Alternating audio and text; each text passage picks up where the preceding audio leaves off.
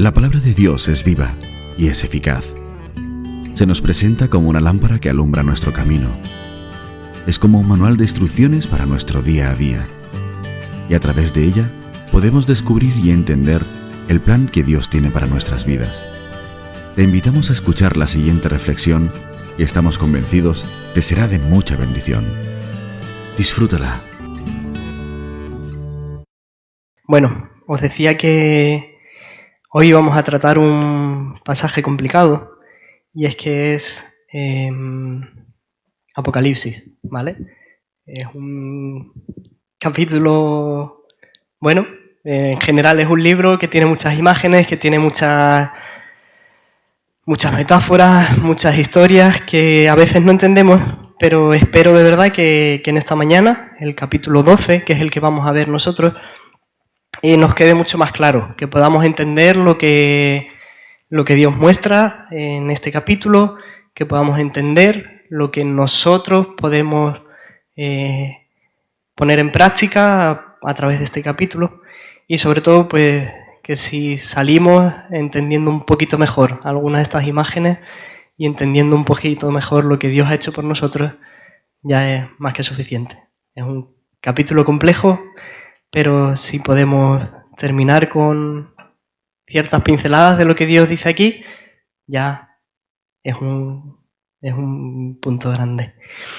Entonces me gustaría leerlo una vez y después vamos a leer otra vez con cada punto, cada parte del pasaje. Apocalipsis 12, que dice la mujer y el dragón. Y dice así: apareció en el cielo una grandiosa señal, una mujer vestida del sol, con la luna debajo de sus pies y con una corona de 12 estrellas en su cabeza. Estaba embarazada y gritaba por los dolores del parto, por la angustia del alumbramiento. Luego apareció otra señal en el cielo, un enorme dragón rojo que tenía 7 cabezas y 10 cuernos, y con una diadema en cada una de sus 7 cabezas. Su cola arrastró con violencia la tercera parte de las estrellas del cielo y las arrojó sobre la tierra. El dragón se plantó frente a la mujer que estaba de parto, dispuesto a devorar a su hijo en cuanto naciera. La mujer dio a luz un hijo, varón, que gobernará a todas las naciones con cetro de hierro. Pero su hijo le fue arrebatado para Dios y para su trono. La mujer huyó al desierto, donde tenía un lugar preparado por Dios para que allí la mantuvieran por 1260 días. Entonces hubo una gran batalla en el cielo. Miguel y sus ángeles luchaban contra el dragón. Luchaban el dragón y sus ángeles, pero no pudieron vencer, y ya no hubo más lugar para ellos en el cielo. Y así fue expulsado el gran dragón, la serpiente antigua, que se llama Diablo y Satanás, el cual engaña al mundo entero. Tanto él como sus ángeles fueron arrojados a la tierra. Entonces oí una gran voz en el cielo que decía: ahora ha venido la salvación, el poder y el reino de nuestro Dios y la autoridad de su Cristo, porque ha sido expulsado el acusador de nuestros hermanos, el que los acusaba, delante de nuestro Dios de día y de noche. Ellos mismos lo han vencido por medio de la sangre del Cordero y de la palabra de testimonio que dieron, pues menospreciaron sus vidas hasta la muerte. Por lo cual, alegraos, cielos, y los que habitáis en ellos. Ay de los habitantes de la tierra y del mar, porque el diablo ha descendido a vosotros con gran ira, pues sabe que tiene poco tiempo. Cuando el dragón vio que había sido arrojado a la tierra, persiguió a la mujer que había dado a luz al hijo varón. Pero a la mujer se le dieron las 2 alas de la gran águila, para que volara al desierto, lejos de la serpiente, al lugar donde sería mantenida durante 3 años y medio. Entonces la serpiente arrojó mucha agua por su boca, como si fuera un río, para que la mujer fuera arrastrada por la corriente. Pero la tierra ayudó a la mujer, pues la tierra abrió su boca y se tragó el río que el dragón había arrojado por su boca. Entonces el dragón se llenó de ira contra la mujer y se fue a hacer la guerra contra el resto de la descendencia de ella, contra los que guardan los mandamientos de Dios y tienen el testimonio de Jesucristo. Y yo me paré sobre la arena del mar. De acuerdo. Yo sé que sí, Apocalipsis, como he dicho, es un libro complicado, ¿vale? Tiene muchas figuras, tiene metáforas, pero aunque no lo parezca, en este capítulo, ¿vale? Pues nos encontramos una historia que parece muy lejana, parece que no nos afecta con tantos símbolos, que no nos afecta con tanto misterio, tanto misticismo, pero que realmente tiene muchas cosas, muchos detalles que podemos aplicar a nuestro día a día.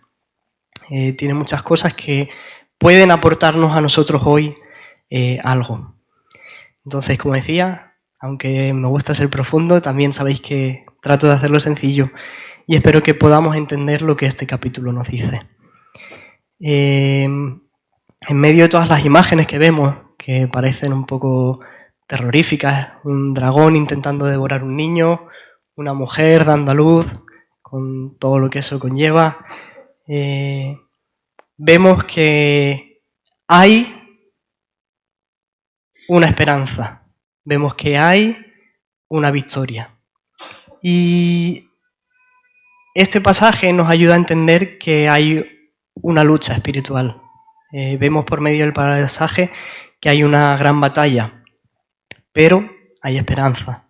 Y vemos en el pasaje también que Dios nos asegura que tiene el control de todas las cosas. Vemos por medio de estos versículos que Dios sigue siendo soberano. Vemos por medio de estos versículos que Dios sigue estando al mando de todo. Estas Navidades, ¿vale? Estuvimos en casa, en Talavera, y bueno, con mi sobrino y algunos de mis hermanos fuimos al cine, ¿no? Fuimos a ver la película de Mufasa. Esta peli cuenta la historia de Mufasa, es como la precuela, la parte previa al Rey León. Yo me encanta el Rey León. Después de Spider-Man, diría que es mi película favorita. Para esas cosas soy un poco infantil, pero bueno. Pero sí, y cuando estaba terminando de preparar el mensaje, me acordaba del Rey León, de Mufasa. Y la escena en la que está Simba, con un montón de dudas, con un montón de pensamientos, y mira al cielo y ve así como entre las estrellas a Mufasa, ¿no? Y su padre le recuerda cuál es su identidad, le recuerda que hay una esperanza, ¿no? Que no está todo perdido, que a pesar de que está Scar por ahí, que no tiene un territorio, que tal cual, le recuerda que él es de la descendencia de los reyes, ¿no? Y estaba orando y espero de verdad que después de la palabra de hoy, en cierto modo nosotros podamos mirar al cielo también y recordar cuál es nuestra identidad, reafirmar nuestra identidad como hijos del Rey y reconocer y recordar que somos escogidos y que somos perdonados y que podamos en medio de seguir teniendo esperanza, ¿no? Entonces, algunas preguntas que me hacía y que os hago ahora a vosotros eran: ¿qué nos sostiene a nosotros? ¿Qué nos sujeta? ¿Qué nos sustenta en medio de nuestras luchas? En medio de nuestra lucha contra el pecado, ¿qué es lo que nos sostiene? ¿Cómo podemos seguir avanzando contra la corriente? ¿Cómo podemos seguir nadando y marcando la diferencia en medio del mundo que nos rodea? ¿Cómo podemos perseverar cuando parece que todo está perdido y cuando parece que el mal es lo que vence? Pues este capítulo nos da respuestas. Y os hago un pequeño spoiler, y si acabase aquí, podríamos irnos a casa. No voy a acabar aquí, pero bueno. Y el pequeño spoiler es que podemos mirar al cielo, podemos mirar lo que Cristo ya ha hecho, lo que está haciendo y lo que va a hacer.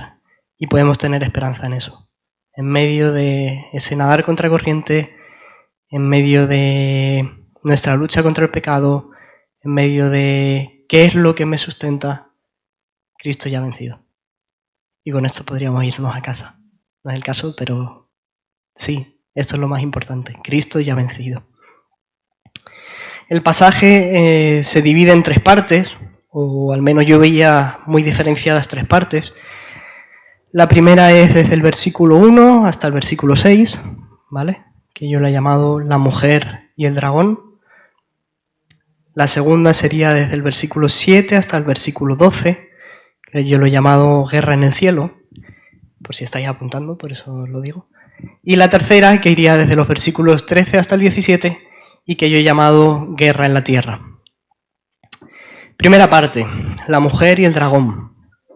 Y con vuestro permiso vuelvo a leer. No quiero hacerlo denso, pero creo que es importante volver a leer, como es un pasaje con tantos detalles. Los versículos del 1 al 6 dicen: apareció en el cielo una grandiosa señal, una mujer vestida del sol, con la luna debajo de sus pies y con una corona de 12 estrellas en su cabeza. Y estaba embarazada y gritaba con los dolores del parto, por la angustia del alumbramiento. Luego apareció otra señal en el cielo, un enorme dragón rojo que tenía 7 cabezas y 10 cuernos, y con una diadema en cada una de sus 7 cabezas, Su cola arrastró con violencia la tercera parte de las estrellas del cielo y las arrojó sobre la tierra. El dragón se plantó frente a la mujer, que estaba de parto, dispuesto a devorar su hijo en cuanto naciera. La mujer dio a luz un hijo varón, que gobernará todas las naciones con cetro de hierro, pero su hijo le fue arrebatado para Dios y para su trono. La mujer huyó al desierto, donde tenía un lugar preparado por Dios para que allí la mantuvieran por 1260 días. Vale, vemos que el capítulo comienza con una visión impresionante. Dice que en el cielo aparece una grandiosa señal. Dice que es una mujer que está vestida del sol. Es una mujer que tiene la luna bajo sus pies, que tiene una corona de 12 estrellas. Y dice que estaba embarazada y gritaba por los dolores de parto. Esta mujer, ¿vale?, representa el pueblo de Dios, el pueblo escogido por Dios. En el Antiguo Testamento sería Israel, pero tras el Nuevo Pacto somos nosotros, es la Iglesia. Con el Nuevo Testamento, esta mujer representa la Iglesia. Y por medio de lo que se nos describe aquí, pues podemos ver la dignidad que esta mujer tiene. Podemos ver que ha sido escogida de forma divina. Dice que está vestida con el sol. Esto refleja la gloria de Dios mismo. Dice también que tiene la luna bajo sus pies. Esto nos dice, este símbolo, que tiene autoridad, que tiene dominio. Y la corona de 12 estrellas nos hace referencia a la victoria de la mujer. La escena, sin embargo, no es muy tranquila. Yo no he estado nunca en una sala de parto, no tengo ni idea, pero los que habéis sido padres, madres y habéis estado ahí, yo supongo que tiene que ser una imagen, en el fondo, no tan agradable, ¿no? Es bonito cuando supongo tienes a tu hijo o tu hija en brazos, pero la sangre, los gritos, el sufrimiento, el dolor, pues en medio de esta imagen de una mujer vestida de sol, con la luna, con las estrellas, vemos también que la escena es dolorosa, que hay sufrimiento. El sufrimiento nos hace referencia a la espera que el pueblo tenía para que el Mesías viniera. Ese embarazo, esa mujer a punto de dar a luz, es el pueblo esperando al Mesías, a ese Salvador que había sido prometido. Y es como si toda la historia de redención, como si toda la historia de la salvación estuviese a punto de llegar a su punto álgido, estuviese a punto de culminar con el alumbramiento. Pero claro, con esto, que es algo bueno, el Salvador está a punto de llegar, el Mesías está a punto de llegar, aparece un antagonista, lo contrario del protagonista. Y ese antagonista es un gran dragón rojo, un gran dragón escarlata. Me encantan los libros y las películas así de fantasía, Edad Media, y me imaginaba de verdad un dragón, ¿no? Un dragón con 7 cabezas. Raquel nos había hecho de Barcelona un cartel que más o menos lo refleja bastante bien. Y este dragón es la imagen misma de Satanás, del diablo. Es la imagen del enemigo de Dios, del enemigo del pueblo de Dios. Y, entre otras cosas, de todos los símbolos que vemos aquí, pues sus 7 cabezas hacen referencia al control que el diablo tiene y que el diablo ejerce sobre el mundo. Y las coronas, decíamos en el caso de la mujer que su corona era símbolo de victoria. En este caso no son símbolo de victoria, sino son un símbolo de una autoridad robada. Esas coronas no han sido otorgadas libremente, sino que han sido usurpadas, han sido tomadas por la fuerza, por medio de engaño. Y por último vemos que el dragón también tiene cuernos, que en este caso pues hacen referencia al poder destructor que Satanás tiene. Entonces, en general, si sois como yo y sois capaces de imaginar y de meteros ahí, el dragón es aterrador. Yo me lo imagino devorando personas, me lo imagino destruyendo todo lo que puede a su paso, y al final este símbolo muestra su poder, pero también su corrupción y su maldad. Por medio del pasaje también hay otro símbolo. Estoy tratando de ayudaros a entender qué significan todos los símbolos, ¿vale? Vemos que el dragón arrastra parte de las estrellas con su cola. ¿Y esto qué significa? Pues esto es la imagen de los ángeles caídos. Si, por ejemplo, anotáis para buscarlo más tarde, Job 38:7 o Segunda de Pedro 2:4 o Judas 6, nos muestran esta imagen de los ángeles caídos siendo mencionados como estrellas, ¿no? Entonces, junto con la caída de Satanás, pues arrastra montones de ángeles, y llegamos a un momento en el que el dragón se para frente a la mujer. Y se para frente a la mujer que está a punto de dar a luz. ¿Y cuál es la intención del dragón? ¿Cuál es la intención de Satanás? Devorar a su hijo. Devorar a Jesús mismo. Entonces, me gustaría desarrollar un poquito más este versículo y ver qué implicaciones tienen a lo largo de toda la Biblia, ¿vale? Había un teólogo suizo, que me gusta mucho esta frase, que decía que una predicación se tiene que preparar con el periódico en una mano y la Biblia en otra mano. Y al final, con esta frase, lo que él quería dar a entender y lo que quería decir es que tenemos que entender nuestro entorno, tenemos que entender lo que sucede a nuestro alrededor, tenemos que entender por qué están pasando las personas, tenemos que entender cómo es nuestro mundo para poder compartir de nuestra fe con eficacia, de una forma relevante, ¿no? Que tenga un impacto en las personas que nos rodean. Si no entendemos a las personas que nos rodean, lo único que vamos a hacer es repetir frases, dogmas, ideas de nuestra fe que realmente no se pueden aplicar a nuestro día a día.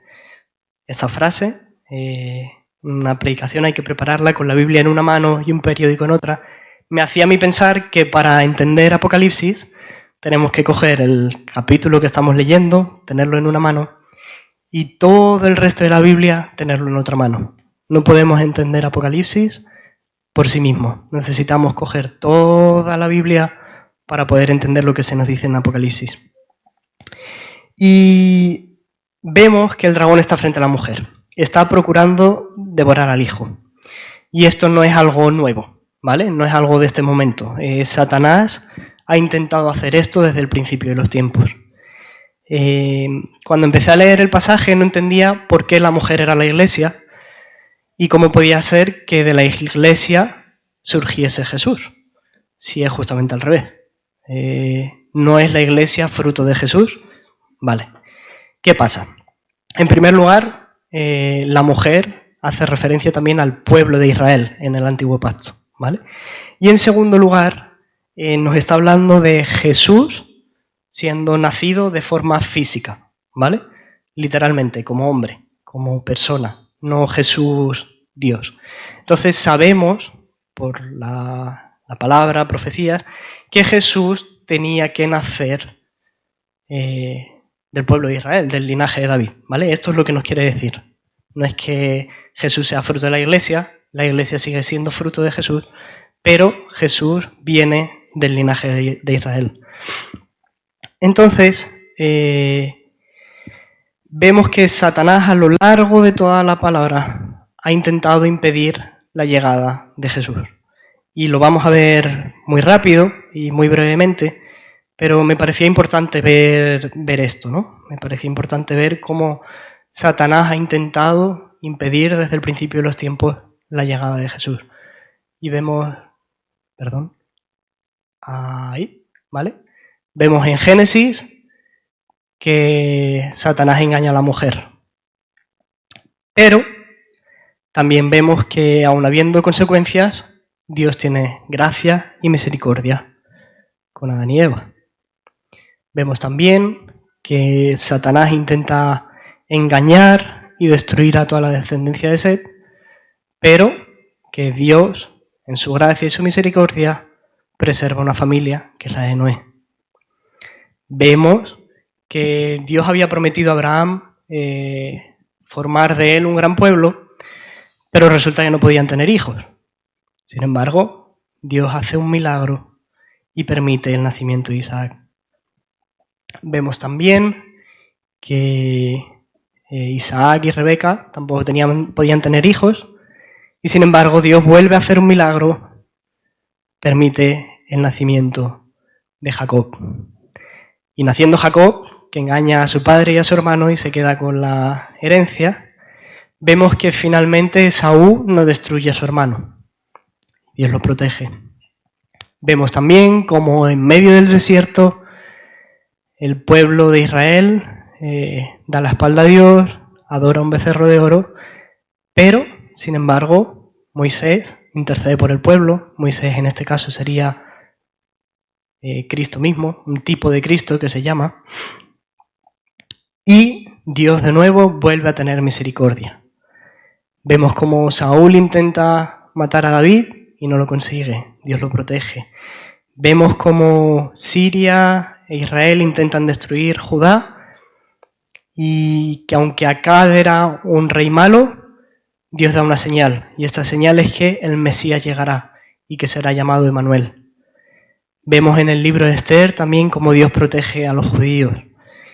Y vemos también, cuando parece que todo estaba cumplido, Jesús ha nacido, que Herodes manda a matar a todos los niños.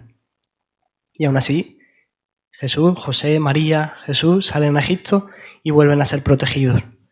Desde el origen de los tiempos, Satanás estaba intentando destruir lo que Dios tenía previsto, pero no lo consigue. El plan de Dios sigue adelante. Vemos incluso que a lo largo de la vida de Jesús, Satanás tienta a Jesús, pero no consigue nada.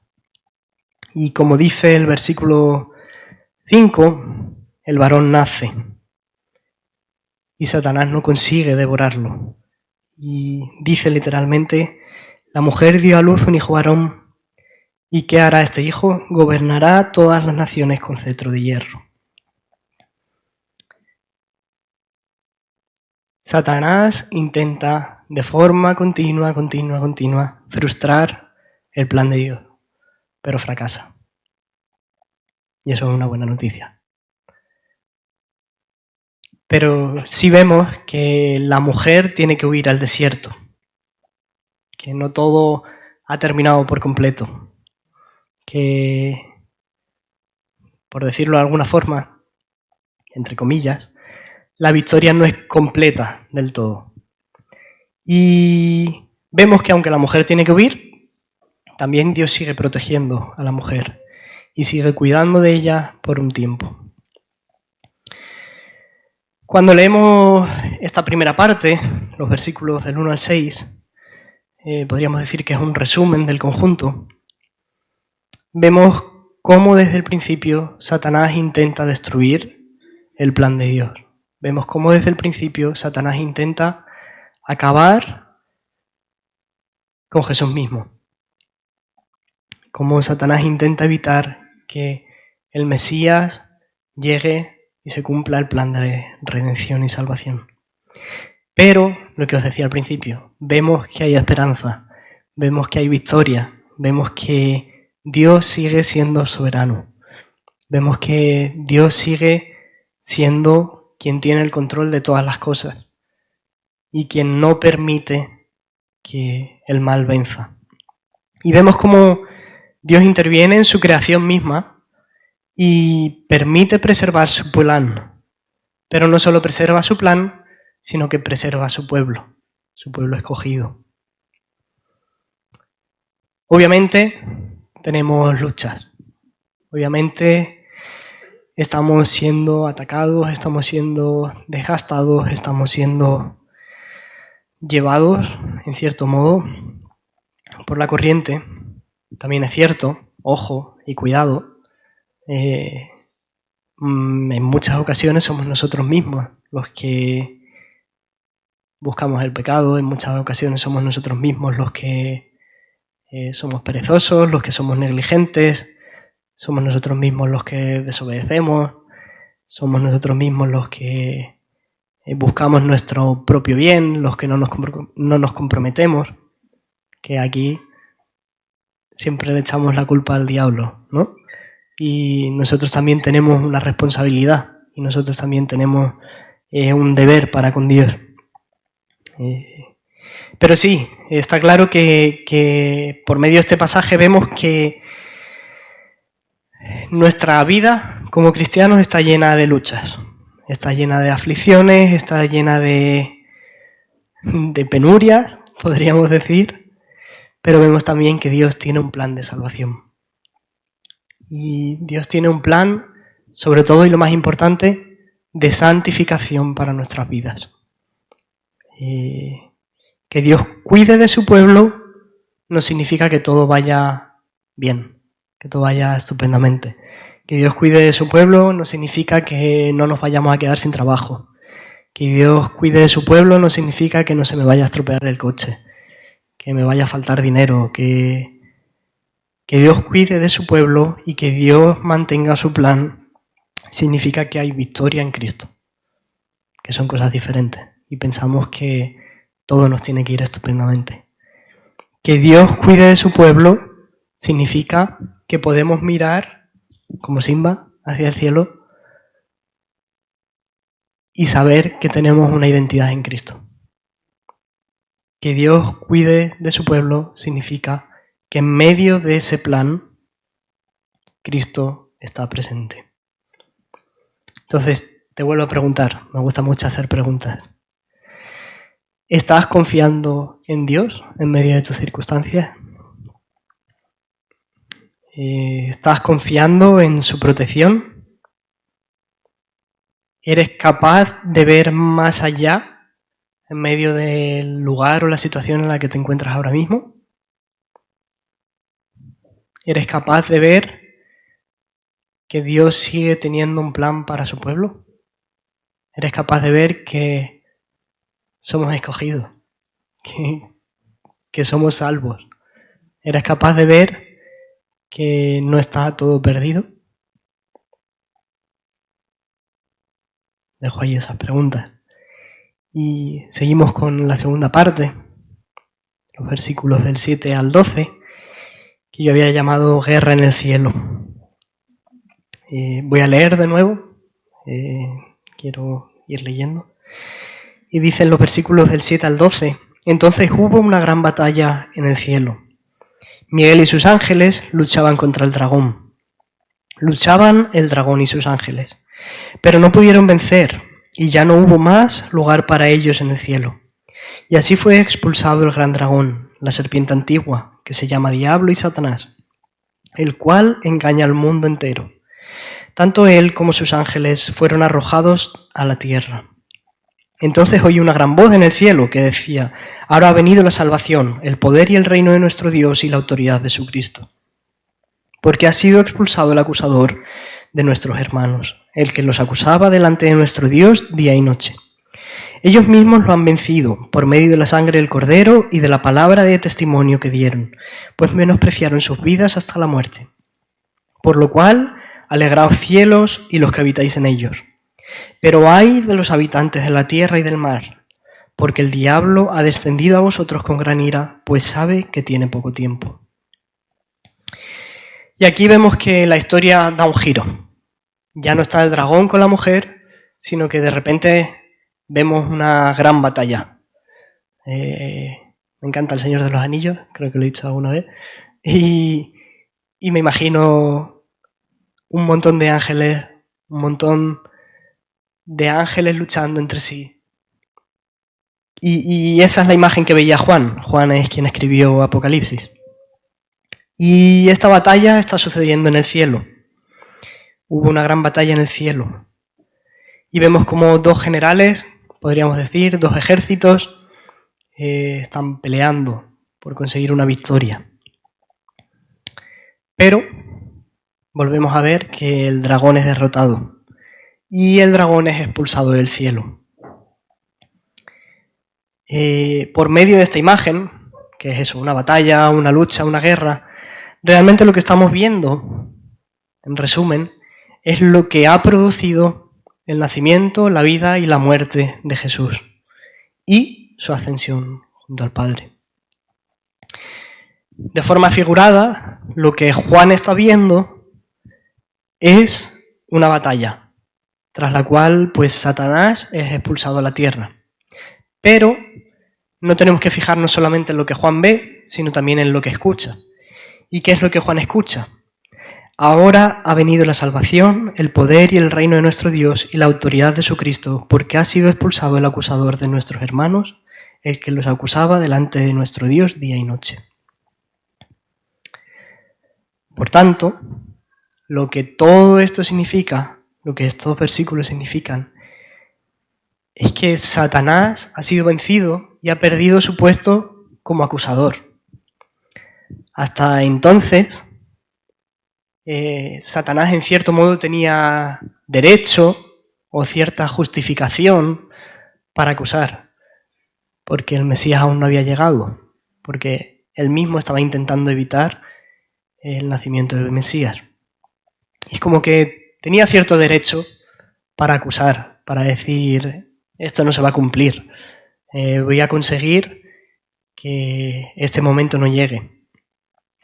Pero ahora ha venido salvación. El puesto de acusador ya no lo tiene Satanás. El puesto de acusador ha sido tomado por Cristo, pero ya no como acusador, ahora como mediador, como intercesor por nosotros. Este puesto le ha sido arrebatado a Satanás por medio de la sangre del Cordero, que es lo que vemos aquí, que es Jesús mismo. Y es cierto que Satanás aún nos acusa, es cierto que aún escuchamos la voz de Satanás, es cierto que aún nos llegan dudas, es cierto que aún nuestra mente se llena de mentiras muchas veces, es cierto que aún tenemos que luchar. Pero mientras que antes Satanás estaba ahí intentando evitar el plan de Dios, ahora ya no tiene ninguna autoridad. Sus palabras ya no tienen autoridad. Y esto es importante que nos lo creamos. En medio de nuestro pecado, porque seguimos pecando, en medio de nuestras faltas, porque seguimos teniéndolas, las acusaciones ya no tienen autoridad. Y esto tenemos que creérnoslo. Cristo ha pagado el precio de esas acusaciones. Tenemos un mediador, tenemos un intercesor. Cristo ha pagado el precio del pecado. Y la derrota que sufre aquí Satanás, pues tiene tres consecuencias, o nos muestra tres cosas. En primer lugar, que la salvación por medio de Cristo se establece en su pueblo, se establece en nuestros corazones, en nosotros mismos, somos salvos. En segundo lugar, que esta derrota, o por medio de ella, no solamente Dios vence, sino que nosotros como pueblo recibimos victoria también. Podemos ver esa victoria por medio de la fe que tenemos y lo que llamamos o conocemos como la perseverancia de los santos. ¿Qué es esto? Que lucharemos la buena batalla hasta el final, que correremos hasta el final y que nuestra fe será preservada por Dios mismo hasta el final. Y en tercer lugar, vemos algo que no es tan bueno. Las dos primeras cosas eran buenas, que Cristo se establece en nosotros, que hemos recibido fe y que esa fe será perseverada. Pero en tercer lugar vemos que con esta derrota Satanás tiene aún más ira, tiene aún más odio, que está buscando aún más destruir y que él mismo es consciente de que, como dice el versículo 12, tiene ya poco tiempo. Entonces, si hacemos un resumen y tratamos de ponernos en situación de esta segunda parte del pasaje, ahora mismo estamos en un juicio, pero no es un juicio justo, no es el juicio de Dios, sino es un juicio en el que Satanás sería como el fiscal, el acusador, y Satanás nos está recordando todos nuestros pecados, y nos está recordando toda nuestra maldad, y nos está recordando que estamos lejos de Dios, y que no queremos saber nada de Él, y que no lo buscamos. Pero Jesús es nuestro abogado defensor. Y Jesús está diciendo que sí, que eso es cierto, que no es mentira lo que Satanás está diciendo, pero está añadiendo una prueba más al caso. Y esa prueba es que Él ha pagado por esas acusaciones, que ya no hay deuda, que está cubierta, que ya no vale más el pecado, sino que vale más el perdón. Y este pasaje, de nuevo, esta segunda parte, nos recuerda que el acusador ha sido vencido. Así que te pregunto, de nuevo, ¿pesan demasiado tus pecados sobre ti mismo? ¿Pesan demasiado las acusaciones sobre ti? Porque eso es una realidad, pero también es una realidad que por medio de Cristo, esas acusaciones ya no tienen valor y no tienen poder. Por medio de Cristo podemos vivir delante de Dios. Si fuese por nosotros mismos, no. Si fuese por nosotros mismos, todas esas acusaciones son reales. Si fuese por nosotros mismos, somos pecadores. Yo el primero. Pero tenemos un abogado defensor. Por último, vemos los versículos 13 al 17, y la guerra pasa del cielo a la tierra. Y vuelvo a leer, y dice: cuando el dragón vio que había sido arrojado a la tierra, persiguió a la mujer que había dado a luz al hijo varón. Pero a la mujer se le dieron las dos alas de la gran águila, para que volara al desierto, lejos de la serpiente, al lugar donde sería mantenida durante 3 años y medio. Entonces la serpiente arrojó mucha agua por su boca, como si fuera un río, para que la mujer fuera arrastrada por la corriente. Pero la tierra ayudó a la mujer, pues la tierra abrió su boca y se tragó el río que el dragón había arrojado por su boca. Entonces el dragón se llenó de ira contra la mujer y se fue a hacer la guerra contra el resto de la descendencia de ella, contra los que guardan los mandamientos de Dios y tienen el testimonio de Jesucristo. Y yo me paré sobre la arena del mar. Vemos finalmente que el dragón ha sido derrotado, que ha sido sacado o expulsado del cielo y que ya lo único que le queda, puesto que no ha podido devorar al hijo, es perseguir a la mujer. Es lo único que puede hacer. Y, como decía, lo hace con quizá todavía más odio, con más ira, pero esto es lo único que puede hacer, perseguir a la mujer. Una vez más, vemos que en medio de esa persecución, Dios protege a la mujer. Dice que a la mujer se le dieron las 2 alas de la gran águila para que volase al desierto. Y esto nos muestra cómo Dios en medio de la prueba provee una salida, provee un escape, y no solo una salida, sino además un sustento.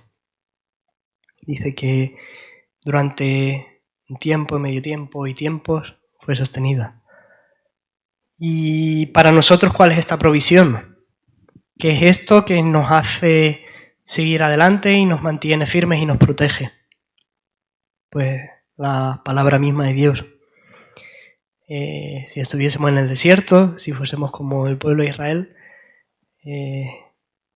la palabra cada día sería como nuestro maná diario. Y cada día alimentarnos de esa palabra sería nuestro sustento en medio de las dudas y la aflicción y el sufrimiento. Vemos que el dragón hace lo posible por destruir a la iglesia. Vemos que el dragón hace todo lo posible por destruir al pueblo de Dios. ¿Y qué vemos? Que esta imagen tampoco la entendía muy bien, pero vemos que el dragón lanza un torrente de agua para intentar destruir a la mujer. Podríamos decir quizá que son una corriente de mentiras, de ilusiones, de falsas esperanzas, de falsos pensamientos, un montón de filosofías, ideas políticas, enseñanzas que buscan engañarnos. Y no entendía muy bien qué significaba que la tierra abre su boca y devora este agua. Y por los comentarios que he leído, es básicamente que la iglesia, los escogidos por Dios, no serán alcanzados por esta corriente. Estamos en medio de este mundo, sí, pero todas estas ideas, mentiras, acusaciones serán absorbidas por este mundo sin llegar a los que realmente hemos sido escogidos, sin que llegue a nosotros por completo, aunque estamos en medio y tenemos que salir corriendo como la mujer, pero este río no va a llegar a nosotros. Entonces el dragón se vuelve contra los que guardan los mandamientos de Dios y esto nos incluye a nosotros. Si estamos guardando los mandamientos de Dios, si tenemos testimonio de Cristo, es decir, si vivimos acorde a lo que creemos. Y vemos que la batalla continúa. El capítulo 12 acaba aquí. Os animo de verdad a seguir leyendo el 13 y el 14. Pero hasta aquí lo que vemos es que el dragón nos sigue persiguiendo. Lo que vemos es que tenemos que seguir luchando. Y eso es lo que dice el versículo 17. Lleno de ira, viene a hacer la guerra contra el resto de la descendencia, contra los que guardamos los mandamientos de Dios y tenemos testimonio de Jesucristo. Pero ¿qué pasa? Y vuelvo a repetir, y sé que es lo mismo que hemos visto en los otros 2 puntos, pero que el dragón ya ha sido vencido. Lo que tenemos ahora es por un tiempo. Nuestra lucha es por un momento. Realmente la victoria ya está ahí. Realmente Cristo ya ha triunfado. El varón ya ha vencido. Su vida, su muerte, su resurrección tienen una importancia y tienen un efecto. Y podemos agarrarnos a eso. Las acusaciones ya no tienen valor. Hemos visto que quizá antes parecía que tenían un valor porque el plan no se había consumado, pero ya no. ¿Vamos a enfrentar injusticias? Sí. ¿Vamos a enfrentar dificultades? Sí. ¿Vamos a enfrentar pruebas? Sí. ¿Vamos a recibir bombardeos en nuestra mente, sí. Vamos a ser rechazados, perseguidos, pero Dios siempre va a ser fiel con nosotros. Y lo que hemos visto, su fidelidad, que Él cumpla su plan, no tiene que ver con nuestro bien físico, con nuestro bien material, tiene que ver con nuestra santificación y nuestra salvación. Si eres creyente, recuerda, mira al cielo, no busques a Mufasa, busca a Cristo. Y recuerda lo que Él ya ha hecho. Recuerda que Él ha vencido y que Él está junto al Padre. Y si no eres creyente, quizá todo esto te resulta un poco más random, un poco más absurdo, o no entiendes todas las imágenes que hay. Pero estoy seguro que aun si no eres creyente, eres capaz de ver que en el mundo hay sufrimiento. Y estoy seguro que eres capaz de ver que en el mundo no todo va bien. Y estoy seguro de que eres capaz de ver que las cosas no son fáciles. Y lo único que puedo decirte es que hay esperanza. Que en medio de un mundo que te parece que no tiene esperanza, sí la hay. Y esa esperanza es Jesús. Aunque a veces no lo entendamos y aunque a veces no seas capaz de ver la figura de Jesús como alguien que cambia una vida. Pero Jesús ha vencido a esa desesperanza que tienes en tu día a día. Jesús ha vencido a ese sufrimiento que hay en tu día a día. Jesús es la esperanza en medio de ese no llegar a final de mes. Jesús es la esperanza en medio de todas las circunstancias que te invaden. Y aun si no crees en Él, creo que sí, que puedes ver que el mundo no es fácil. Y creo que puedes ver que hay muchas cosas malas. Y te animo a darle una oportunidad a Jesús, a darle una oportunidad para que Él pueda ser tu esperanza en medio del sufrimiento. Hoy hemos visto que Satanás desde el principio de los tiempos ha intentado destruir el plan de Dios, pero hemos visto que no fue capaz y Jesús finalmente vino. Jesús fue nacido. Jesús vivió una vida perfecta que nosotros no podíamos vivir. Jesús murió en nuestro lugar cuando nosotros teníamos que morir. Pero por suerte no solo murió, sino que resucitó. Y por medio de su resurrección ha vencido a la muerte y al pecado. Y ahora nosotros podemos disfrutar de eso que Jesús ha hecho. Podemos disfrutar de su salvación y su perdón. Es un pasaje, como decía, complicado, pero creo que podemos sacar estas cosas que parecen sencillas, pero que son lo más importante de nuestra fe.